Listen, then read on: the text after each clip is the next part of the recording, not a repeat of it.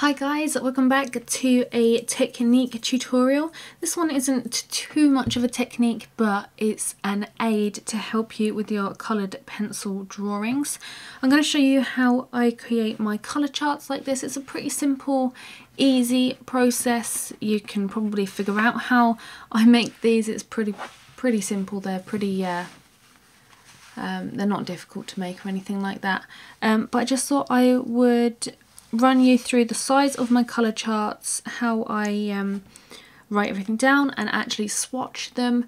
What I am going to do as well is include a PDF of one plain chart like this, so I will have scanned one of these in so that you can print this out or copy it onto your preferred paper, because I like to actually draw my charts out on my preferred paper. I don't print mine, I draw them all by hand. I create all of the lines and everything all by hand, so I'm going to include a PDF that you can print out in case you don't want to draw them like this.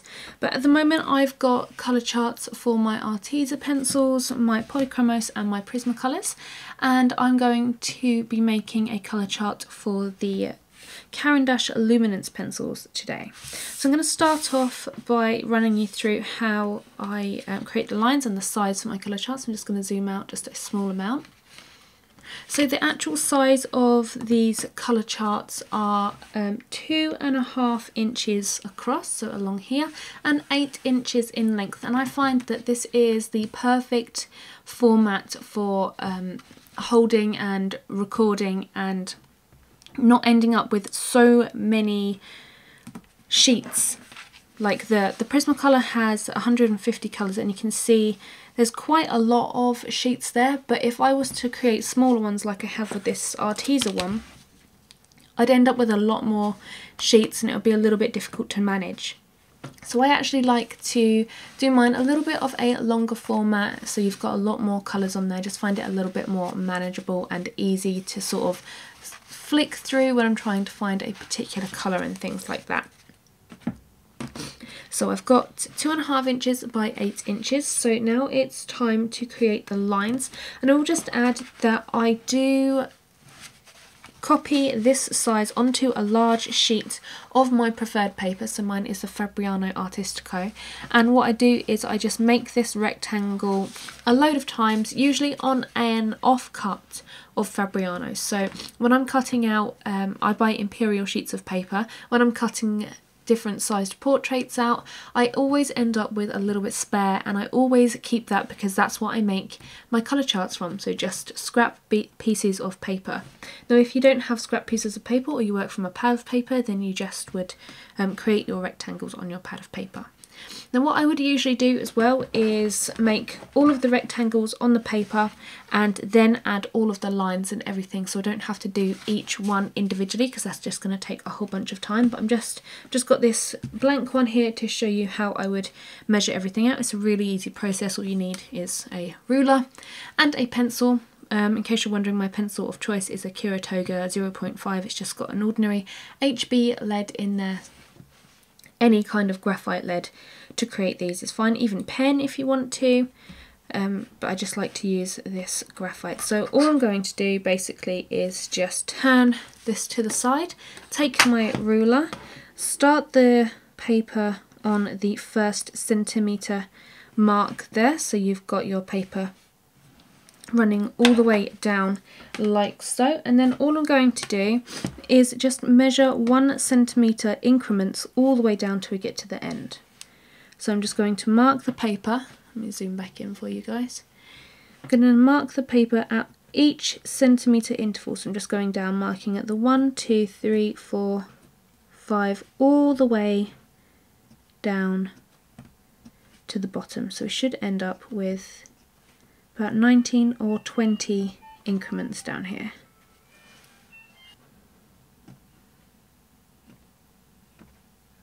So we have 20 different individual spaces.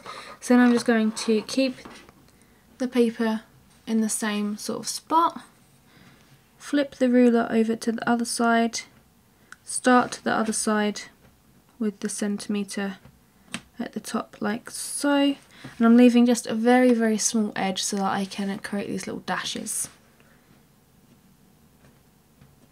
So I'm just creating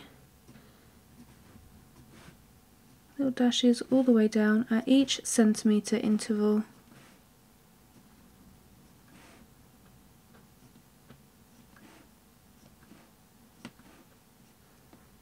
Like so. So now I've got those dashes on either side, I can match them up. So then I just turn my paper this way and then just create a line from dash to dash, and I will have a perfect centimetre rectangle where we can input our colour name and our colour swatch. So just go all the way down like this. Now one thing that I will just add to you guys is that if you are working on multiple different types of paper, so if you're working on say a pastel mat or a Strathmore Bristol board, if you're working on several different types of paper, it will be worth creating individual swatch sheets on different types of paper. So I mainly create on Fabriano Artistico. So I've only got one set of swatches for the Fabriano. But if I start to use a different type of paper a lot more, then I will go ahead and create a swatch of each different brand of coloured pencil that I have or that I primarily use on a Strathmore Bristol, for example, because your pencils are going to behave differently and the colour, saturation and intensity is going to be different on different types of paper. So it is worth creating different swatches for different paper types, because you're going to get a little bit of like a different graining, different colour intensity. The colours are going to layer down differently on different grades and types of paper. So it might seem like a lot of work, but it's going to save you a lot of time in the long run if you create different swatches on different types of paper. So if I was to go and decide to work on a pastel matte paper, I wouldn't use the Fabriano swatches to pick my colours or whatever for working on that pastel matte paper, because they're going to be different. The colours are going to come out differently on that pastel matte paper. So if I was going to work on pastel matte, then I would create a colour swatch for a polychromos pencil on a pastel matte paper just to see the difference. But anyway, we have our nice even boxes there. So then I'm just going to create this line here that we're going to quarantine the colour swatch into, and then we're going to write the colour name on the other side. So for this I like to create a 1.5 centimetre box. I'm just going to measure down the bottom here 1.5 centimetres, do a little dash, and at the top 1.5 centimetres as well. And then we're just going to join up those dashes.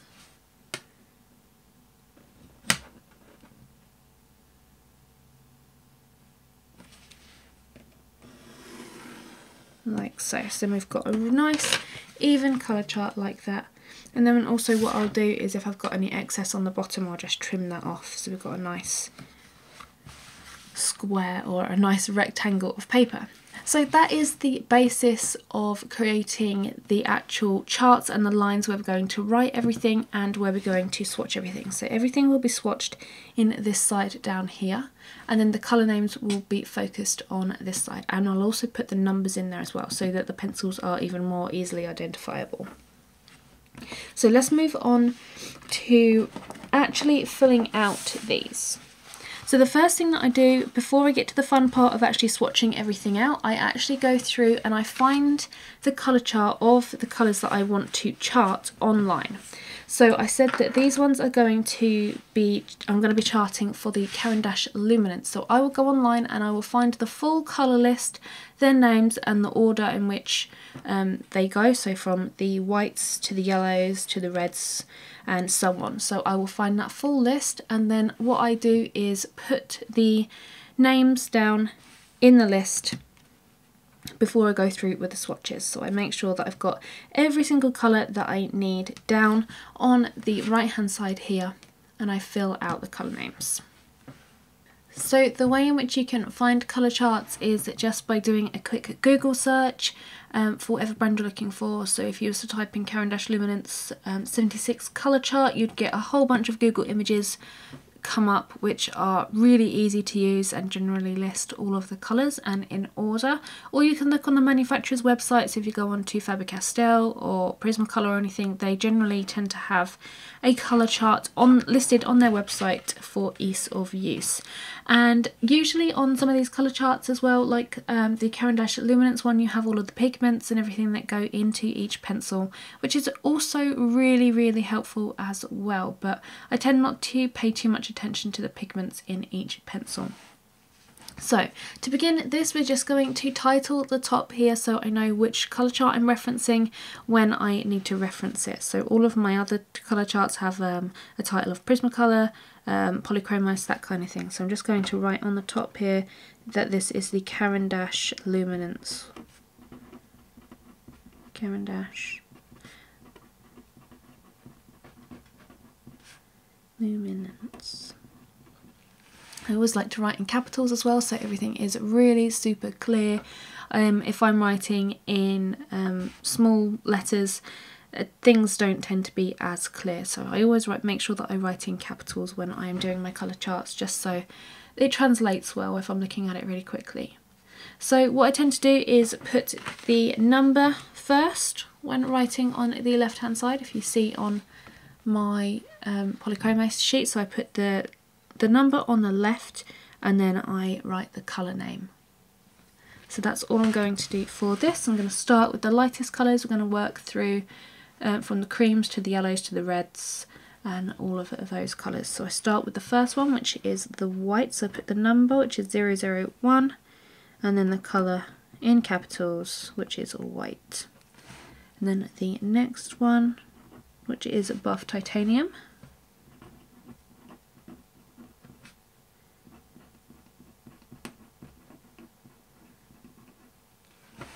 And we just go along doing the exact same process for every single colour until I have listed all of the colours on all of the boxes.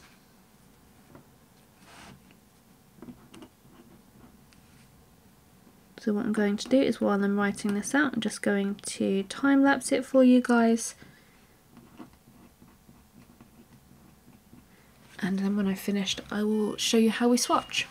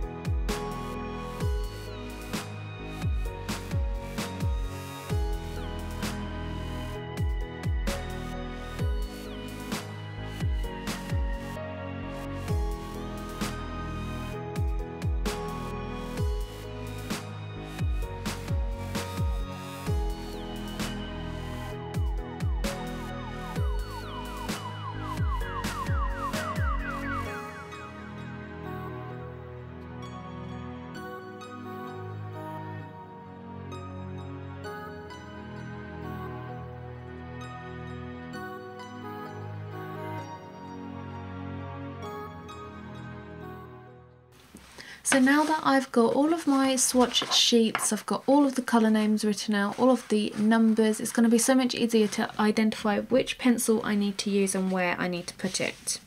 So I've got my tray of pencils. Most of them are arranged in colour order already, so it's going to be a lot easier to actually choose the colours that I need to put down.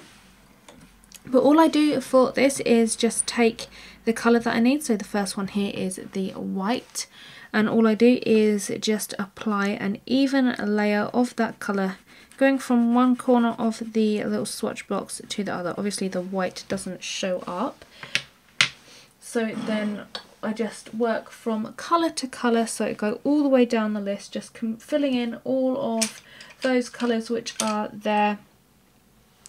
And then you have your completed swatch list.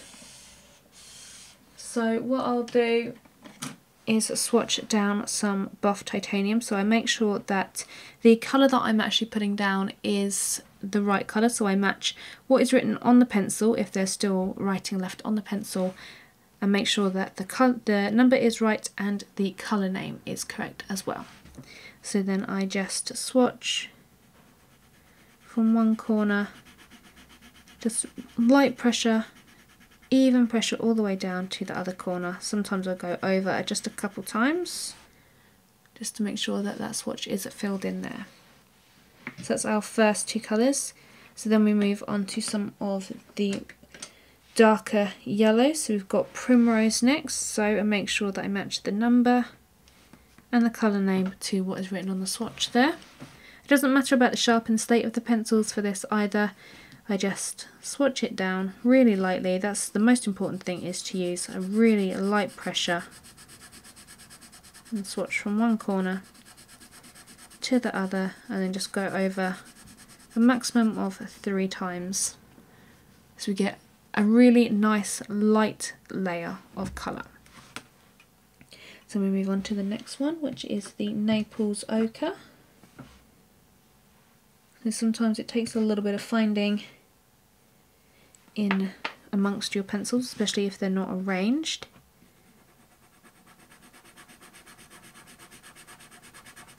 This also gives you a feel for a new set of pencils, so you can sort of feel how they work, how creamy they are, how hard they are, and how much pigment they actually lay down on the paper. So the reason that I only go through and swatch 1 or 2 or 3 at the most times is so that I get that really light colour to begin with. And the reason that I want that light colour is so that I know that that is the lightest that that colour can be, and I can build on that colour by going over multiple times with multiple layers. So I like to build up my colours.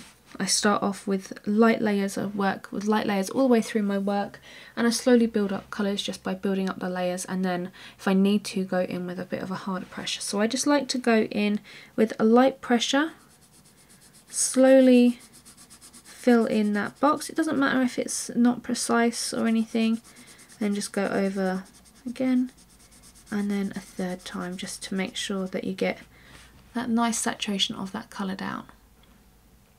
So you can see they're not really dark, really saturated colours on the swatch, and that's because I know that I can gradually get darker on this by increasing the number of layers. So this is like the base colour. You may have seen other swatch sheets with areas of dark and areas of light, and you can do that as well. I have done that in the past, but I use this kind of swatch sheet because it's so much easier to actually swatch down. Doing like several different scales within one swatch sheet of working from light to dark, introducing dark sepia and seeing how it blends with white and everything gets a little bit too complicated for my liking. I like to use a swatch sheet just so that I've got a simple list of the colours like this. So like this one on the polychrome is just a real simple list of colours, so I can see each identifying pigment there. And what I like to do, as I've demonstrated in 1 or 2 tutorials now, is I like to create a a sheet like this when I'm picking colours and everything, of mixing colours and how they blend with white and how they blend with other colours and everything like that.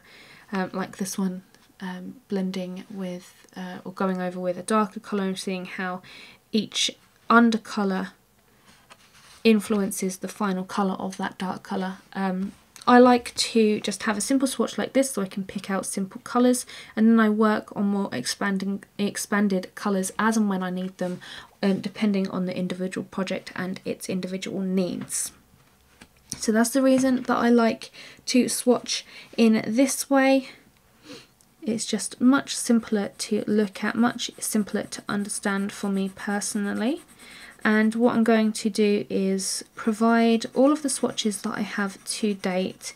So I'll include this one of the Caran d'Ache Luminance, the Prismacolor, the Polychromos and the Arteza swatch for you guys as reference in case you don't want to make your own swatches. But I do recommend that you do make your own swatches like this, because it really does give you a little bit of hands-on experience with the pencils and how they handle on individual types of paper. And again, I would make sure that if you are using several different types of paper, that you do jot down your colours in this way, because it really does differ with each individual piece of paper. So if you are using like a pastel mat, make sure that you create a different swatch for your pastel mat colours, and if you're using a Fabriano, make sure you create a different swatch using the Fabriano and how your colours behave on that paper. But that's basically the process of creating these swatches. So if you do want to draw them out by hand, it's 2.5 inches along the top by 8 inches going down, and then each individual box here is 1 centimetre, and this little swatch section on the side is 1.5 centimetres. And all I do is just use a ruler, ordinary pencil, just measure everything out. And then when it comes to writing the colour names, just make sure you've got the colour number. So I'll show you on the Prismacolor, the number is actually a lot larger here, and I've had to squish the colour name into 2 lines like I have done with some here. But make sure you've got that colour number and the name, so each pencil is really easily identifiable. And then you just fill in the little swatches. You can see the Prismacolors I've done more sort of solid boxes, whereas the Polychromos I've sort of just gone in and just shaded, so it's not a complete rectangle there. But creating these swatches, as I said, just does give you a lot of hands-on experience with your pencils. It also is so much easier for colour picking. You take a lot of the guesswork out of just looking at your pencils. So for instance, like if you look at the tip of this pencil here, this is the Golden Bismuth Yellow, which I've just swatched down here.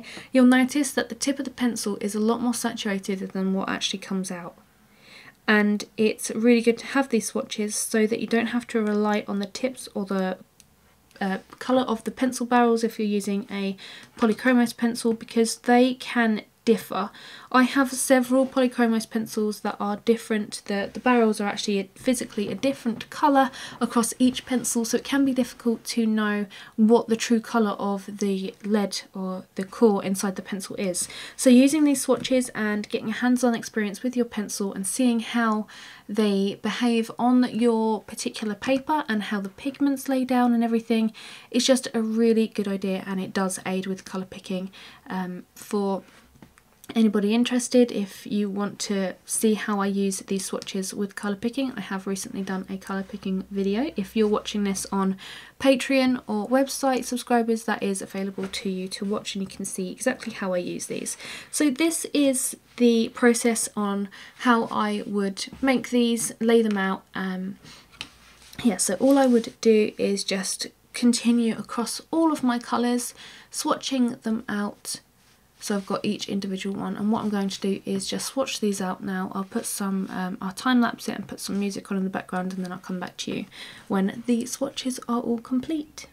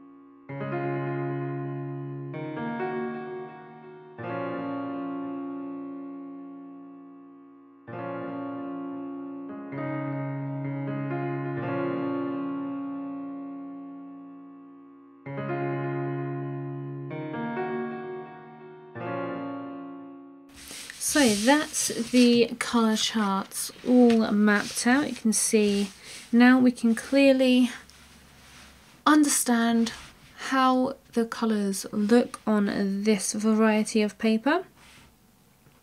So I've done 3 layers of each colour, so we've got a nice light base, and then we can build upon this colour if we need. Like, say we didn't have a variety of green, which we've got listed here. What we could do is just layer up some of these greens to make them a little bit darker on a scrap piece of paper to see if we can build the variety of green that we need from these. We can also using a scrap piece of paper, just blend 2 of these colours. So if we think that one is sort of in between these 2 here, we can just blend these 2 together and see if we can create that green. So that's how we would use these colour charts. They're really simple, easy to read, and you've got all of the colours listed there, so they're going to be really helpful for when we are colour picking and just working on our pieces to find coordinating colours and stuff like that. So I hope this has been helpful to you guys. As I said, I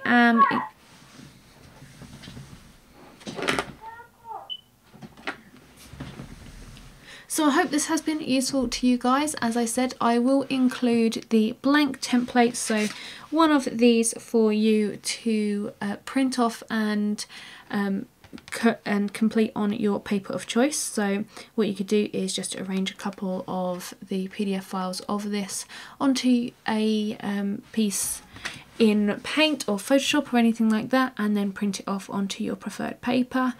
Or you can just draw it out using the guidelines as I've demonstrated here. You can create your own size, so you can create smaller ones, you can create slightly larger ones if you want to do a little bit more in-depth, maybe blend one of the colours with white and also with a dark sepia or a black to see how they behave, so you have a bit more of an in-depth colour comparison on your chart. But just basically just swatch down your colours like this. It is really helpful for colour picking and just working in general with coloured pencils. It's nice to get a feel for your pencils, and yeah, that's basically it. So I hope you have enjoyed this one, and I hope you have fun creating your own colour swatches. It is quite a therapeutic process, but it can be a little bit tedious as well. So I am including all of my colour swatches. I'm actually going to work on a Pablo colour swatch right now, so I have that to upload for you guys. So I've got the Caran d'Ache Luminance, which we've got here. So we've got a full set of luminance there. We've got the Prismacolor comparison chart there. We've got the Polychromos, and I will have the Pablo. And then we've got the Arteza swatch here as well. But I doubt a lot of you have that set of coloured pencils, but I've included it for you anyway. So what you can do if you're following a tutorial of mine, if I list a Polychromos pencil that perhaps you don't have, you can compare the charts to find which coloured pencil you can use as a substitute in the colour pencil range that you have. You can directly compare the 2 sets of swatches, so we're going to compare the cream of the Polychromos with the cream of the Prismacolor. You can see they're pretty similar there. The Prismacolor one has got a little bit more of a warm tone compared to the Polychromos, but I'm going to include the PDFs of each of these sets so that you can compare and substitute pencils as and when you need them, depending on what pencils you do and don't have. So if you don't have a cadmium yellow lemon for a tutorial, then you can see that swatch there and match it up to one that you have in a luminance. You might not get an exact match, but you'll get a pretty close match, so I'd go for like a lemon yellow there. It's pretty close there. So you can use the uploads that I'm going to attach for that purpose, which is going to be really simple and easy for you guys. So as I said, this is a pretty simple process. It is pretty self-explanatory. It's just creating guides and lines and sizing everything and then just swatching everything out. But I really hope you have enjoyed this short technique tutorial, and I will see you guys in another one. Bye!